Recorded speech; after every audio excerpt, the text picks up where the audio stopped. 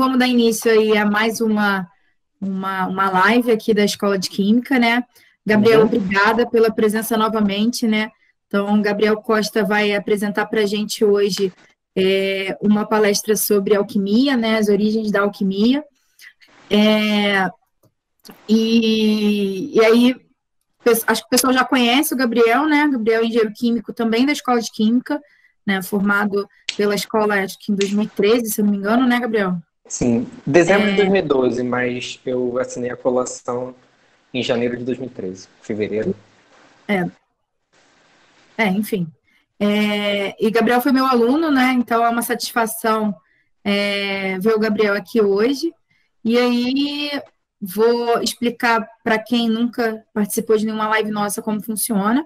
O Gabriel vai fazer a apresentação dele. Ao final da apresentação, a gente vai abrir para as perguntas. As perguntas podem ser feitas oralmente, né? Participando da live, ou vocês podem também escrever no chat e aí eu passo a pergunta para o Gabriel responder, tá?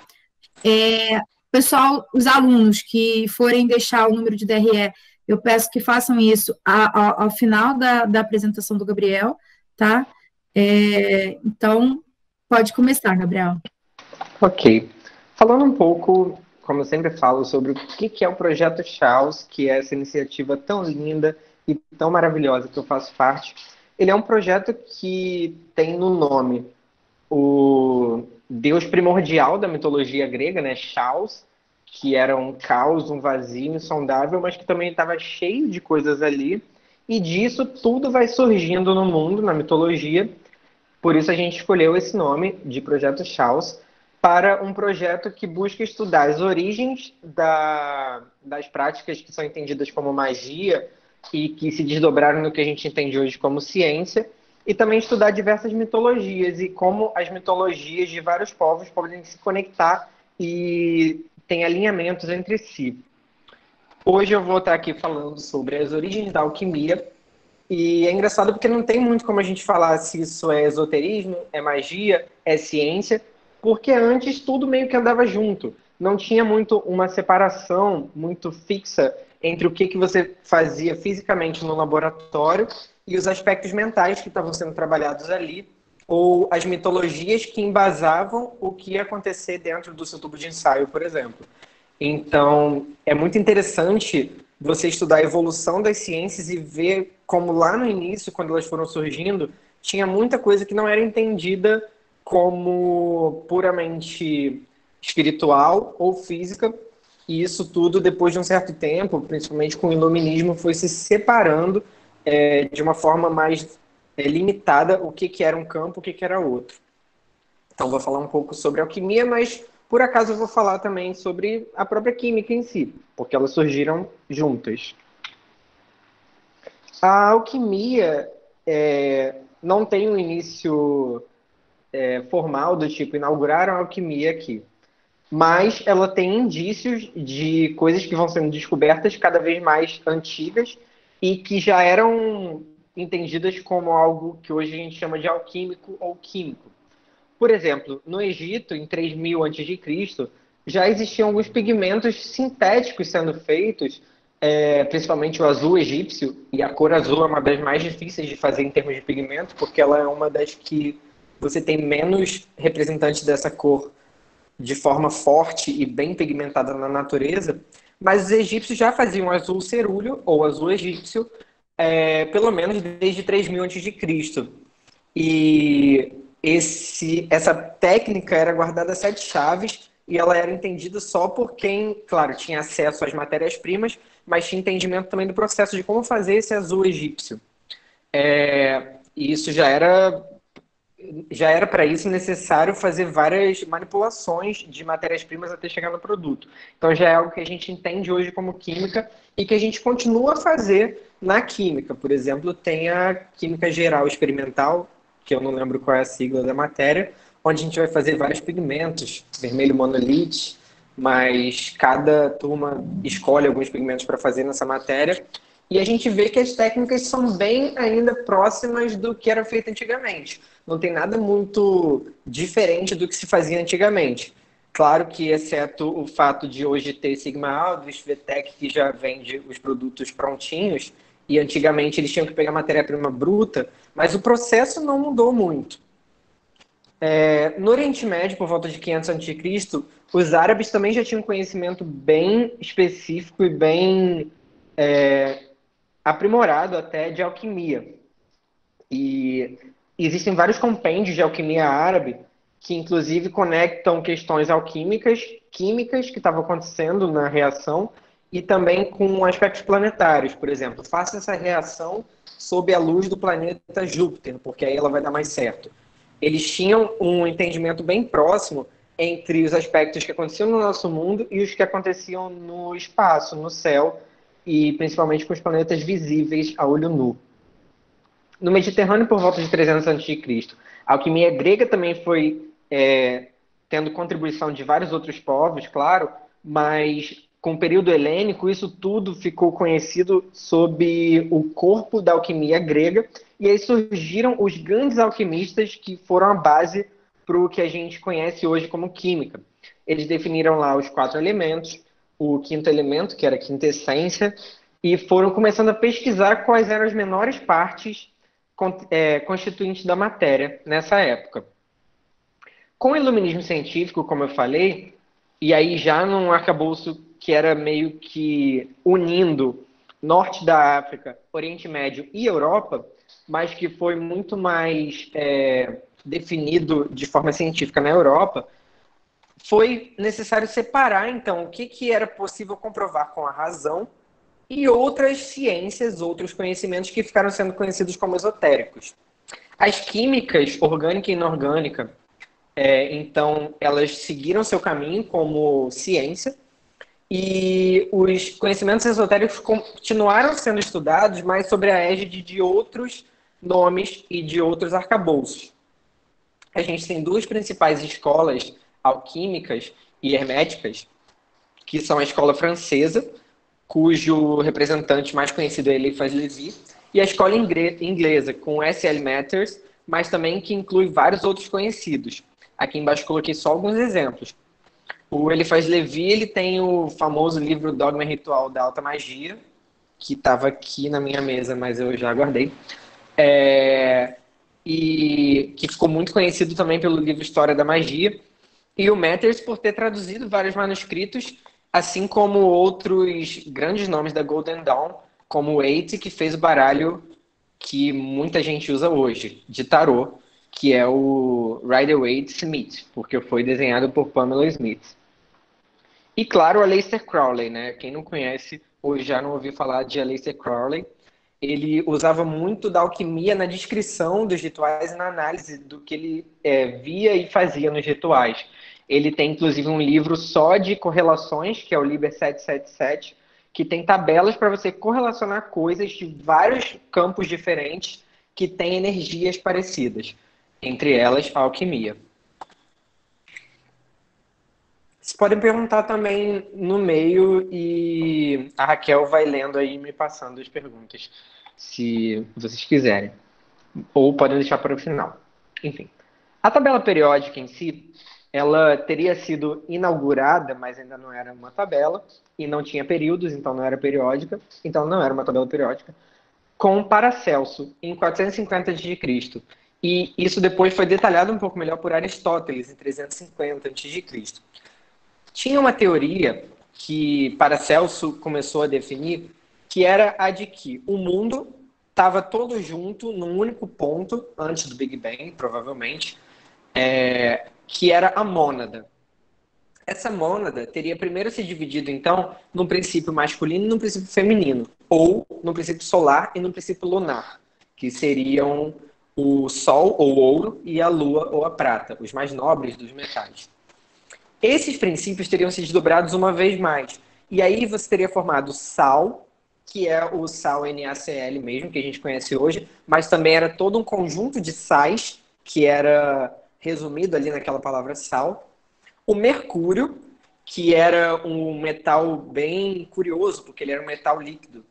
E ele poderia, então, migrar e misturar e amalgamar diversos metais, portanto, ele teria uma característica um pouco diferente dos demais metais. E você tem também o enxofre, que era um outro princípio, que na verdade era o princípio de todos os ametais.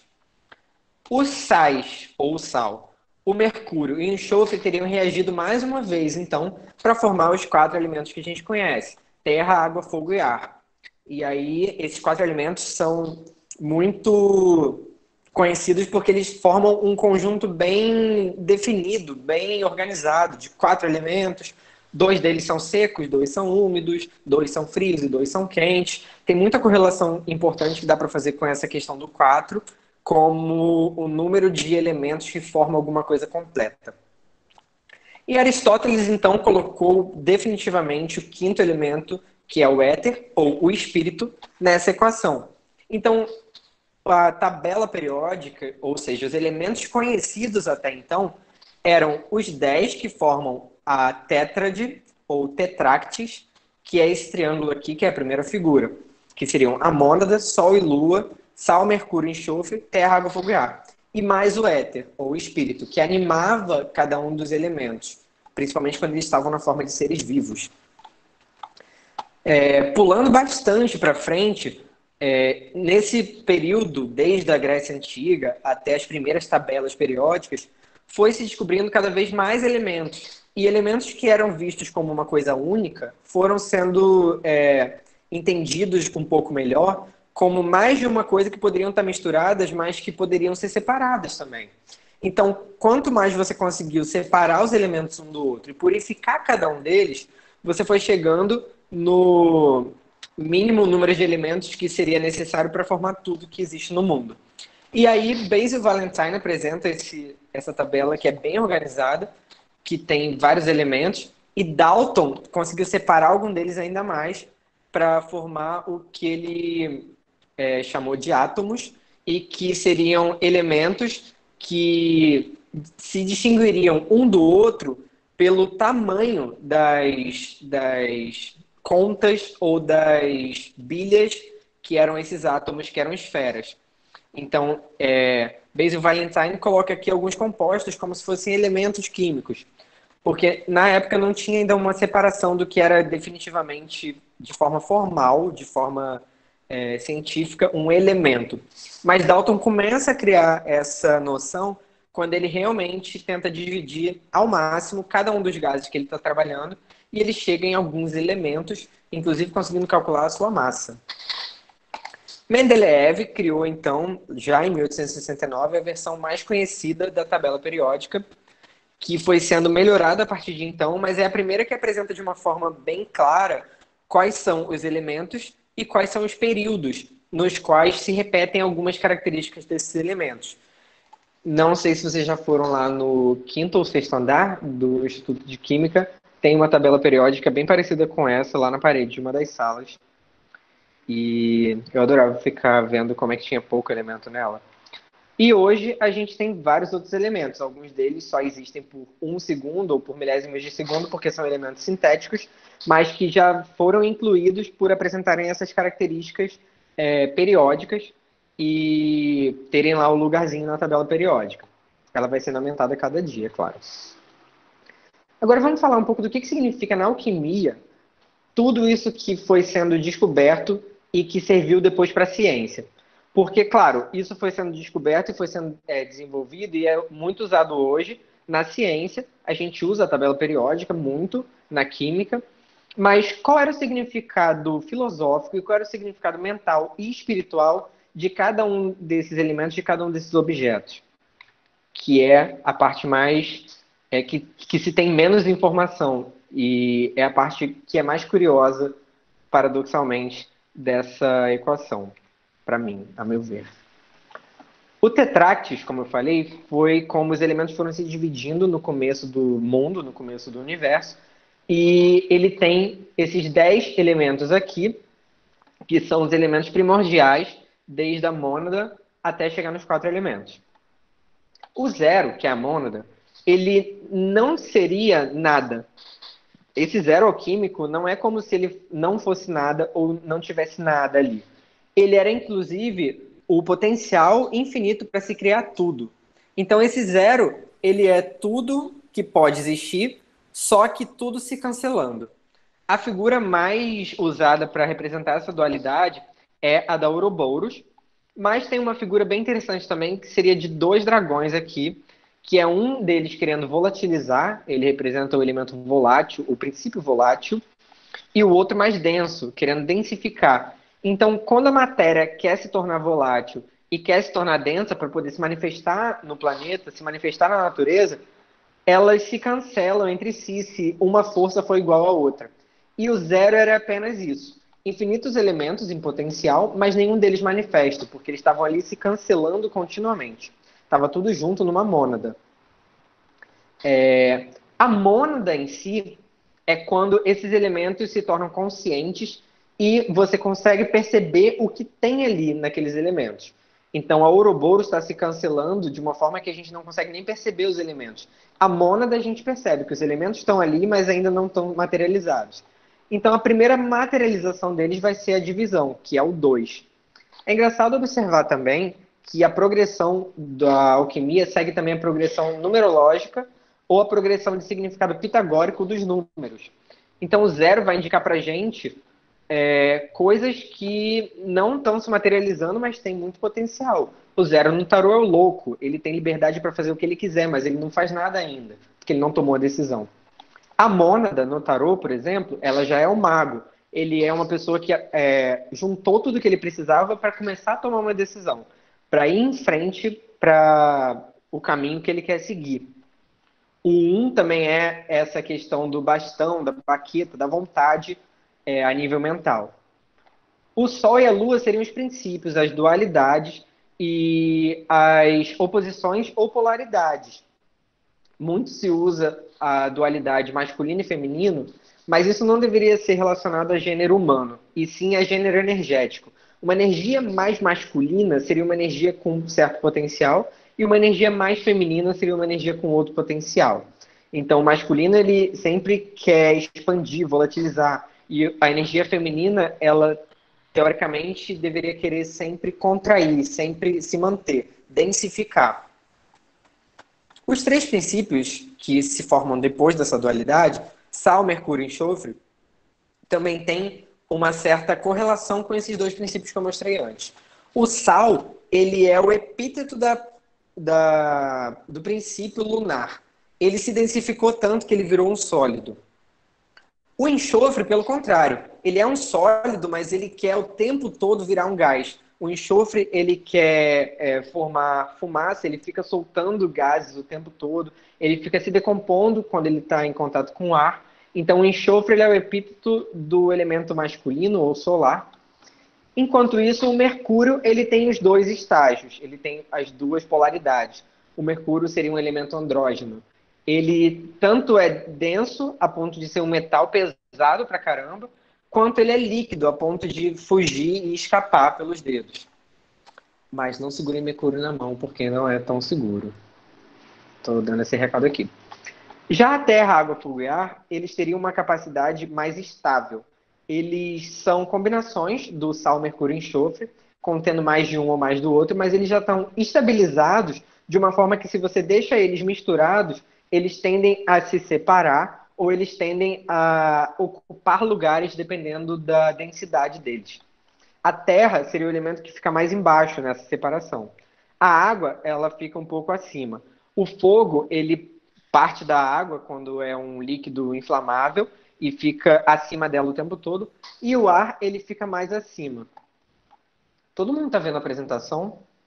A Luana falou aqui que não. A Luana falou que não, acho que é só a Luana. Enfim, espero que saindo e entrando dê para ver de novo. Nossa, o caos de sempre está me vendo, e aí? Inclusive, a gente vai dar um curso sobre demonologia. Quem quiser pode entrar na página da Chaos, quer dizer, na página da Demons, que é o projeto sobre demônios, ou no Caos de Sempre, que vocês vão ver lá esse curso sobre demonologia. Gente, eu saio do assunto muito rápido, né? Raquel, vai ficar gravado? Sim, vai sim. E assim que tiver editado direitinho, fica na página da EQ do YouTube, no canal, né? Canal que chama YouTube. No canal da Escola de Química. Vou copiar o link e boto aí no chat para vocês, tá bom? Ok. Eu digitei aqui o nome do projeto Daimons no Facebook, que é um projeto que estuda mais especificamente demônios ao longo da história. E vocês podem conferir lá o curso que a gente vai dar. Mas voltando para cá. Então, a gente também tem uma questão interessante a nível mental e a nível espiritual, de que esses 4 elementos podem ser associados a muitos aspectos no nosso mundo. O hermetismo, ele tem essa facilidade de criar essas associações, e eu sempre gosto de deixar claro, você tem que estudar alquimia e os elementos no contexto da alquimia para entender por que eles são relacionados a outras coisas em outros contextos. Mas uma associação possível seria terra sendo todos os sólidos, o elemento terra, na verdade, é qualquer sólido, o elemento água são todos os líquidos, o elemento fogo seria toda energia ou todas as coisas que estão na forma de plasma, e o ar seria todos os gases. Então a gente percebe que mesmo na química, os 4 elementos da alquimia podem ser representantes de tipos de substâncias ou estados físicos.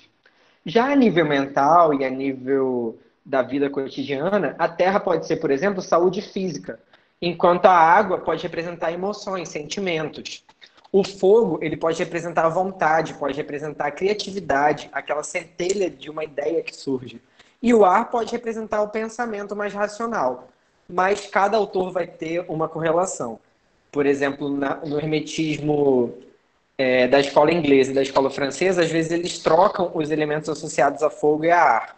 Mas aí vai de cada um tem seu critério para fazer essa troca. O que importa é entender por que ela está sendo feita, essa associação. Os elementos, então, como eu falei, podem ter associações e eles têm também certas características. Aqui está uma representação de uma alegoria alquímica das 4 musas dos elementos e tem os símbolos e seus animais ali em cima. Esses animais também mudam ao longo das obras e ao longo dos diagramas alquímicos. E eu coloquei aqui essa tabela apenas como alguns exemplos. O animal relacionado à terra poderia ser o touro, à água o anjo, ao fogo o leão e ao ar a águia. E é interessante como a gente consegue ver isso em vários lugares, inclusive em igrejas, em arquitetura, em desenhos antigos, em ilustrações da Bíblia. Os 4 evangelhos também eram relacionados a esses elementos. Então, como eu disse, tem muita relação para ser feita. Num ponto de vista mais biológico, ou fisiológico até, na época eles inclusive associavam os 4 elementos a 4 principais humores ou fluidos que estariam no corpo humano. A bile negra, que era relacionada à terra, poderia fazer uma pessoa com excesso dela ficar melancólica, triste, frágil. E o nome do temperamento relacionado a isso era realmente temperamento melancólico. Era uma pessoa melancólica. Mas poderia ser também um estado de humor ou uma questão psicológica que a pessoa estivesse enfrentando. O temperamento da água seria mais fleumático, porque seria um excesso de flegma no corpo, ou fleuma. E aí a pessoa ficaria mais pessimista, mais apática, mais aguada mesmo. Um excesso de fogo ou de humor chamado bile amarela poderia fazer a pessoa ficar colérica, raivosa, ácida, amarga até, ou meio azeda com os outros. E o excesso de ar, pelo visto, não tinha muita questão negativa associada, porque a pessoa ficava mais alegre, mais corajosa, mais sanguínea, mais corada, e o excesso de ar seria o excesso de sangue no corpo. Mas, claro que isso já mudou muito com o desenvolvimento da medicina. Tem uma questão interessante que citaram aqui, que eu não sei se eu botei, não botei, que são as direções cardeais. As direções cardeais são foco de muita controvérsia ao longo dos tempos, porque se você olhar para o que está à sua volta, vai depender de onde você está. Mas se você olhar num ponto de vista mais universal, mais cosmológico, você vai usar uma outra associação. Então, quando você está na Europa, por exemplo, e aí você está lá na sua casa de praia, na Europa, se é que tem casa de praia na Europa, e você olha para o norte. Aí você vê, caramba, lá em cima tem muito frio vindo. Aí você vai associar o que esse frio? Você poderia associar ao ar. Aí você olha para o sul e fala, caramba, eu tô vendo lá depois do Mediterrâneo, tem toda uma África inteira, muita terra, savanas. E aí você pode colocar lá no sul a terra. Se você olhar para o leste e ver o sol nascendo, e olhar para o oeste e ver o sol indo embora, você pode falar, então vou botar o fogo no leste e a água no oeste. Mas a questão é que o que importa são os critérios. Se você desenvolver critérios bem definidos, você pode associar da forma que lhe pareça mais correta os 4 elementos. Esses aqui são só alguns exemplos, inclusive Paracelso ou Empédocles, acho que Paracelso, associava a deuses gregos. A terra era Hera, água Perséfone, fogo Hades e ar eram Zeus. Ele era o rei do céu, portanto do ar. O quinto elemento, que é a quinta essência, daria vida para os elementos. E ele seria também o espírito que anima os elementos. Mas ele também poderia ser o elemento formador de todo o universo que fica fora da esfera da Terra.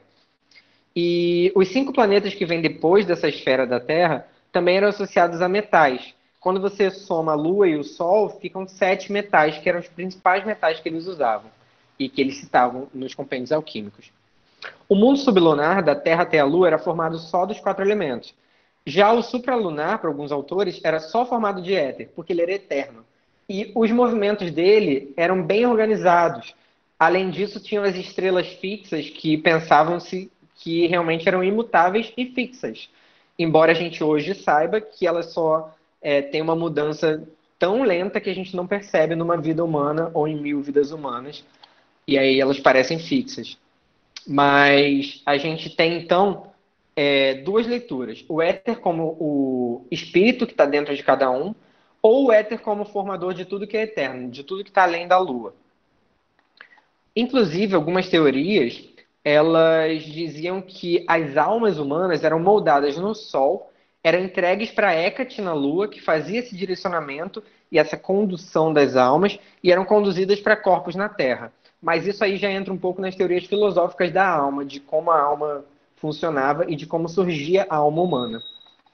De qualquer forma, essa alma seria feita de éter, seria feita de espírito. Aqui eu coloquei uma correlação que todas as obras que eu li sobre alquimia usam essa mesma correlação. Eu não saberia dizer se tem uma outra correlação possível, mas entre planetas e metais é bem fixo, costuma ser bem fixo. O ouro era representado pelo Sol e a prata pela Lua. Mas a gente tem o Mercúrio, cobre, ferro, estanho e chumbo sendo representados por o próprio Mercúrio, o próprio planeta Mercúrio, Vênus, Marte, Júpiter e Saturno. Os planetas também, teoricamente, regiam órgãos do corpo e possuíam algumas propriedades interessantes que, se você trabalhasse com aquele planeta, com magia planetária ou com gnose planetária, numa vertente mais esotérica, você podia obter essa propriedade. Então, o ouro regia o coração e poderia revelar coisas que estavam na sombra, porque o Sol revela muita coisa com a luz dele. Enquanto isso, só como outro exemplo, Marte regia a vesícula, tanto que a pessoa que ficava muito raivosa, muito colérica, muito belicosa, como Marte, como Ares, que é o deus da guerra, ela poderia ter problemas na vesícula, e você consegue batalhar melhor. Essa batalha foi ressignificada para os dias de hoje como profissão também. Então, no campo profissional, você está ali numa batalha pela sua sustentação e pelo seu sustento, então você pode usar aspectos de Marte. E aí, cada metal era também relacionado a esses mesmos elementos dos planetas, e se você estivesse trabalhando com um certo metal no seu laboratório, você podia também estar treinando certas propriedades que aqueles planetas conferem. Além disso, eles achavam interessante fazer os trabalhos com cada metal num dia da semana, que era o dia do planeta, de cada planeta, e fazer esses trabalhos sob a luz daquele planeta passando no céu ou numa conjunção adequada para aquele trabalho. Hoje, na verdade, em português a gente não tem muito essa ideia porque a gente fala segunda-feira, terça-feira, quarta-feira. Mas quando a gente vê em espanhol e em inglês, os dias da semana, os 7 dias, estão relacionados a deuses e estão relacionados a planetas. E aí você vai ter lunes, viernes, que seriam Lua, Vênus, enfim. E em inglês você tem Wednesday, que seria Wednesday, que seria Odin, que poderia estar relacionado a Mercúrio. Mas cada, cada mitologia e cada critério de análise vai te levar a uma associação entre deuses e planetas um pouco diferente. A questão é que a associação entre metais e planetas era muito fixa na alquimia antigamente. Quando você manipula esses metais e esses elementos, você começa a chegar num certo padrão das manipulações que podem ser feitas. E aí se criaram 12 processos que deveriam abarcar todas as reações químicas possíveis no mundo. Todos os processos que você podia fazer no laboratório tinham que ser um desses 12. Por isso, cada um desses 12 processos era bem geral. Ele tratava de aspectos muito gerais, porque era uma classe de reações, uma classe de processos. Esses 12 também foram associados aos 12 signos do zodíaco. Como eu falei na outra palestra, que vocês podem conferir indo no link do YouTube da Escola de Química, a astrologia e a astronomia andaram muito juntas por algum tempo também. Então, tinha uma certa associação entre alquimia com astrologia também, nessa época. E, obviamente, os estágios alquímicos, eles eram tanto questões físicas, tanto produtos químicos de verdade, quanto aspectos mentais. E aí você podia fazer essa associação entre processos e signos. Quem conhece Jorge Ben vai lembrar dessa capa aqui que eu coloquei, que é a Tábua Esmeralda, com figuras de Nicolau Flamel. E quem conhece Harry Potter também, que é interessante porque é uma série que não tem uma autora, caramba, porque ninguém vai falar dela, mas também adotou essa figura do Nicolau Flamel como o homem que inventou a Pedra Filosofal. Nicolau Flamel teve uma vida histórica, provavelmente, mas teve uma vida mítica, que foram histórias que foram atribuídas a ele. Uma das histórias que foram atribuídas a ele foi a de ter criado a Tábua Esmeralda, ou de ter encontrado a Tábua de Esmeralda, que teria sido escrito por Hermes Trismegisto, Hermes o 3 vezes grande, e que tinha ali muitos conhecimentos de alquimia e também de hermetismo. E você tem essas figuras de Flamel que são interessantes porque são alegorias para elementos e para processos que você está fazendo dentro do tubo de ensaio, dentro do balão, no seu laboratório. Aqui do lado eu coloquei as características de cada signo, que são cardinal, fixo e imutável, os elementos de cada signo, que são terra, água, fogo e ar, 3 características vezes 4 elementos dá os 12 signos do horóscopo, do zodíaco, e cada um era relacionado a um tipo de reação. Capricórnio, por exemplo, era uma reação de fermentação. A reação de fermentação você deixa por um tempo, num ambiente geralmente aquoso, até surgir um agente biológico ali que vai mudar a forma daquelas matérias-primas para formar os seus produtos. Então, qualquer reação de fermentação seria regida por Capricórnio. Você tinha que planejar uma reação de fermentação, pegar os elementos necessários e você poderia esperar ter uma conjunção astrológica que favorecesse o signo de Capricórnio, ou você poderia estar no mês que corresponde ao signo de Capricórnio para fazer melhor essa fermentação. Eu não sei muito bem qual era a correlação. E teria que pegar com o mês de Capricórnio e se tem algum sentido isso físico. Mas isso era analisado de uma forma mais metafórica e alegórica, então não precisa muito ter uma comprovação prática para isso ter sido analisado de forma conjunta. Outra reação interessante é a digestão. A digestão era representada por um leão verde que comia o sol, e aí você podia digerir metais ou digerir elementos, deixando eles com um pouco de calor em ambiente um pouco ácido por algum tempo. Era uma digestão lenta e que ia mordendo, na verdade, na indústria de tecido se chama mordendo ainda. Você ia mordendo a matéria-prima com o seu reagente até você conseguir lentamente digerir ele numa forma final. Outro exemplo aqui interessante também é o congelamento relacionado a touro.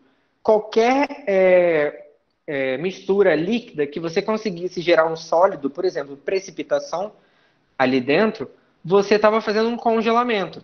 Então, o que a gente tem como os 12 processos alquímicos, na verdade, são grandes classes, onde todas as reações químicas que a gente conhece hoje podem se encaixar em maior ou menor grau. Precipitação de qualquer coisa é um congelamento. O nome geral congelamento é usado para descrever processos que geram sólidos, por exemplo, precipitação. Fermentação se chama fermentação até hoje. Você tem, então, a digestão, que é deixar lentamente. Você tem a calcinação, que é geralmente com ar, com uma temperatura de mais de 500 graus Celsius, você consegue calcinar aquele elemento, e se usa até hoje, calcinação. E, na verdade, esses 12 processos, então, eram classes de processos ou de reações químicas. Usando esses 12 processos, você conseguia fazer a matéria passar por 4 estágios alquímicos. O primeiro estágio era o nigredos. Não sei se alguém já tentou fazer reação de ácido sulfúrico ou ácido clorídrico com alguma mistura de amido ou com alguma mistura de substrato complexo. Mas o que vocês vão obter no final é uma espuma com um caldo preto que está tudo misturado ali. É interessante porque a gravura alquímica que representa isso é realmente os elementinhos ali abraçados e juntos dentro do frasco. Mas pode ser também um sapo pintado de preto, porque ele representa uma matéria que está ali meio num pântano, numa lama, numa mistura, ou um corvo preto, que representa o estágio negro do nigredo. Quando você consegue purificar e separar o que você quer dessa mistura, você tem uma substância praticamente pura já. Você pode até recristalizar. E aí você chega na rosa alba, no albedo, que é representado pela pureza, pela pomba, por uma mulher vestida de branco. E é um estágio bem puro dessa matéria. Poderia ter um estágio intermediário, que é o citrinitas, mas que poderia não ser alcançado, ou você só passava por ele, poderia não parar nele, que é representado pelo pavão. O citrinitas é um amarelamento do albedo e uma purificação ainda maior para você gerar algo que seja muito reativo antes de você fazer a sua reação final. O amarelo é usado como cor de simbolismo para esse citrinitas, mas o símbolo alquímico poderia ser o pavão, porque você pode passar por diversas cores muito vivas, chegando nesse estágio reativo para chegar na próxima fase. Já o rubedo seria uma fase mais avermelhada, onde você poderia ter, por exemplo, mercúrio cromo em ação, ou você consegue fazer uma reação que gera algo com um teor vermelho muito forte, e que poderia ser inclusive um pigmento vermelho, que você está interessado. Purificando ou cristalizando essa fase rubedo, você chegaria então na pedra filosofal. E eu, pessoalmente, tenho uma interpretação muito simples para essa pedra filosofal, que é a pedra filosofal, que dá origem à vida eterna, poderia muito bem ser um cristal de um pigmento que resistisse ao tempo e que você pudesse pintar alguma coisa com ele sem ele se desfazer.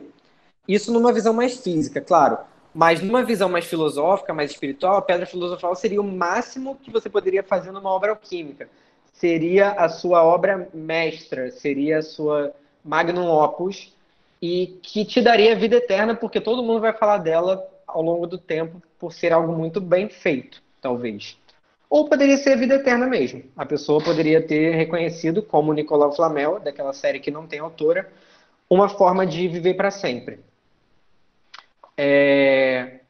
E essa questão dos pigmentos é interessante, porque hoje a gente vê, por exemplo, as estátuas gregas e romanas que parecem que são brancas, e a gente vem descobrindo cada vez mais, com algumas análises, que elas na verdade eram muito coloridas, só que os pigmentos não sobreviveram ao tempo.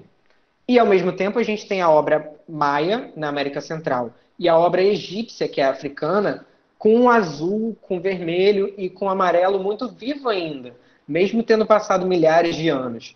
Então, esses povos antigos tinham, de certa forma, o segredo para a vida eterna, porque até hoje a gente está falando deles e a cor azul deles ainda não se degradou. Tinham também seres que eram relacionados aos elementos e outros que não eram relacionados aos elementos, mas eram seres que podiam ser obtidos com a ajuda de alquimia. Quem conhece série Fullmetal Alchemist ou Fullmetal Alchemist Brotherhood vai lembrar de algumas dessas figuras que eu vou falar aqui. Na alquimia, tinham 4 classes de seres, e aí você tinha subdivisões em cada classe, mas as 4 principais eram os gnomos da terra, as ondinas da água, as salamandras do fogo e os silfos do ar. E aí você tem todos outros nomes para cada classe. Os gnomos poderiam ser chamados de pigmeus ou de anões, em alguns casos. Tipo os anões da Branca de Neve, que ficam na mina, porque eles regem os metais que estão na terra também. As ondinas podem ser melusinas, sereias, podem ser sirens, que são um pouco mais aproximadas do ar, porque são mulheres com corpo de pássaro, mas elas regem a água e os sentimentos. E elas tanto regem os sentimentos que elas tentam atrair as pessoas que se sentem atraídas ou apaixonadas sentimentalmente, em alguns casos, por elas. Já as salamandras, pensava-se que as salamandras viviam tão fundo nas cavernas que elas viviam perto do manto terrestre e que elas viviam em lugares mais quentes que tinham exudação de fogo. Então as salamandras eram relacionadas ao fogo. E elas eram também relacionadas à energia e tudo que o fogo poderia proporcionar de elementos espirituais, mentais e físicos. Já os silfos, eles regiam o ar. Eles podiam ser conjurados nesses frascos para dar dicas. A gente tem no folclore brasileiro, por exemplo, o Saci Pererê, que fica dentro de uma garrafa, possivelmente derivado de alguma forma muito obscura dos silfos. Ele se parece muito também com os barretes vermelhos ou com alguns demônios que tinham um chapéu vermelho da Itália, como os farfadetes, por exemplo, mas que todos têm um pouco a ver com silfos no sentido arquetípico da palavra silfo, como qualquer elemental que está relacionado ao ar. Eles também ajudavam com a razão. Então, se você evocar um silfo, você consegue estudar melhor, por exemplo. Já se você evocar uma ondina, você consegue ir lá e atrair aquele boy que você está afim. Se você convocar uma salamandra, você pode ter ataques de raiva. Então, toma um pouco de cuidado, mas você vai ser muito ativo se você for fazer esportes, por exemplo. E se você for chamar gnomos, eles podem te falar onde tem pedras preciosas e metais. Outros seres não são elementais. E quando você mistura mais de um elemento, você pode até ter o que se chama de seres elementares, mas que não eram muito abordados na alquimia clássica. Mas você pode criar elementais artificiais. Tem uma receita bem conhecida na alquimia de criar elementais artificiais, que é colocar um pouco de sêmen dentro de um frasco e deixar aquecendo lentamente. Não como nessa foto que ele está tacando fogo. Mas você teria, então, um pequeno bebezinho formado ali dentro daquele frasco, que era um homúnculo, um pequeno homenzinho, e que você deve lembrar de Fullmetal Alchemist também. Os animúnculos poderiam ser criados de forma parecida, porque eles eram animaizinhos que você gerava por geração espontânea. Tem uma receita muito interessante, que se vocês forem ver compêndios de epistemologia, até vocês conseguem ver, que você pegava uma camisa suada, deixava com um pouco de milho parado num canto escuro, e depois de um tempo você ia ter ratos ali. Isso era totalmente científico, porque você conseguia comprovar que muitas das vezes que você fazia isso, num ambiente medieval, sem controle do experimento, você realmente obtinha ratos. Então, essa receita de criar seres vivos, como homúnculos e como animúnculos, era algo muito descrito nos compêndios de alquimia, que foi obviamente abandonado depois que se entendeu o papel de cada gameta na reprodução. Você tinha também os golems, que são muito citados em obras hebraicas e que seriam pequenos bonequinhos que você coloca um nome e dá vida a eles.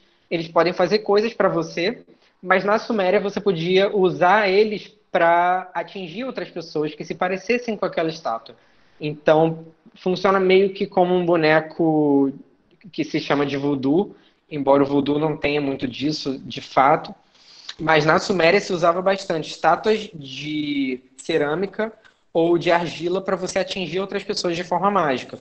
E os golems são algo parecido. Você imputa um nome e uma alma nele para ele fazer coisas para você. E tinha também os autômatos. Os autômatos foram muito pouco abordados pela alquimia porque eles logo foram entendidos como ciência. Da Vinci tinha, inclusive, instruções detalhadíssimas para você fazer um bonequinho que se movesse sozinho e que num contexto alquímico, você poderia imbuir vida ou ancorar um elemental ou ancorar um espírito nesse bonequinho. Mas eles foram entendidos muito mais como mecânica depois e como um instrumento ou um desenvolvimento da mecânica e que deu origem à robótica, de certa forma, depois. Isso tudo que eu falei tem muita questão metafórica envolvida, mas sabendo entender o que está sendo descrito ali de forma química, a gente percebe que não é feitiçaria, é tecnologia. E eu acabei de falar qual é a minha idade, indiretamente. Tem 3 ingredientes que parecem muito bruxaria na alquimia, mas que são muito usados de forma bem química, inclusive, que são o estrume, os ossos e o sangue. O estrume de animais poderia ser usado para obter metano, para obter amônia e para obter ureia, por exemplo.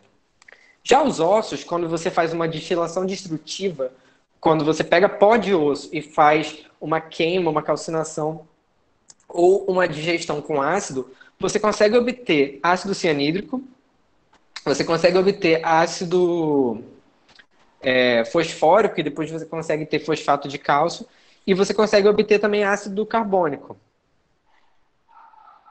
Já o sangue, ele é conhecido por ser uma das únicas fontes de fácil obtenção, quando você tira sangue de animais, por exemplo, de ferro, de derivados de potássio, vários deles, porque você tem sais de potássio ali, e de...